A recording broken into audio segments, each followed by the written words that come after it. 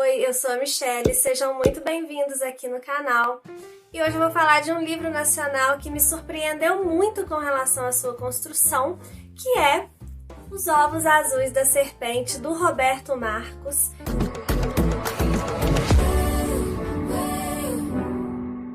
Esse livro aqui ele vai focar em 4 personagens principais, que são a Bela Flor, o Benjamin, a Bizé e o Bento. Aparentemente, esses 4 personagens eles são muito diferentes entre si, né? Eles têm características muito próprias e eu até achei legal o autor apresentar cada um deles calmamente, um capítulo para cada um, alguns têm mais de um capítulo, mas eu gostei dessa apresentação. Depois que a gente vai lendo, vai se aprofundando, né, na narrativa, nos personagens, a gente começa a perceber que existem mais coisas que ligam a história desses personagens aqui. Uma dessas coisas são os traumas que esses personagens viveram, né?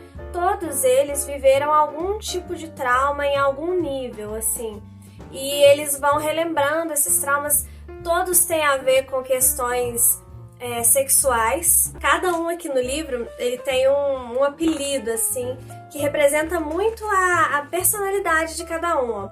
A Bela Flor é chamada de caçadora de prazeres, o Benjamin é chamado de o fazedor de dinheiro, a Bizé, aprendiz de bruxarias, e o Bento, o quase morto, quase vivo. Então, assim, a gente fica querendo ligar essas peças e fica querendo procurar pistas que o autor deixa, mas deixa de uma forma muito competente, que eu acho, assim, porque algumas coisas a gente pesca, outras a gente só vai pescar no final, mas o final da história é recompensador.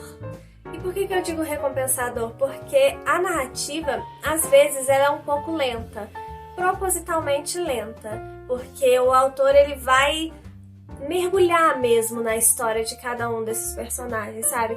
Nos traumas, como eu falei, então tem temas aqui bastante pesados, inclusive que podem ser gatilhos para você. Então a história aqui vai falar sobre incesto, vai falar sobre abuso sexual, né? Estupro, vai falar sobre violência, sobre suicídio, morte. Então, se esses temas forem sensíveis para você, eu acho que você tem que tomar um pouco de cuidado ao ler esse livro aqui. E o final, ele vem de uma forma arrebatadora, ele nos surpreende, pelo menos me surpreendeu. Eu diria que é um livro chocante, ele nos deixa incomodados de uma forma muito positiva, ele toca o leitor profundamente, que é o que eu acho que um bom livro, uma boa narrativa faz. E é um final, assim, de explodir a cabeça mesmo.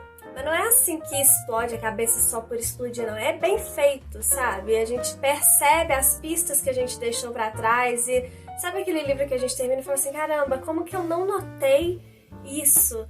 É aquele negócio que tava tão na cara, mas que o autor ainda colocando na nossa cara, ele consegue esconder, sabe? Isso é muito mérito do Roberto aqui, que é o autor desse livro aqui, com certeza. Mas, enfim, nesse desfecho, né, nessa construção toda, quando ele amarra essas histórias, o que eu mais gostei é a filosofia por trás disso, sabe?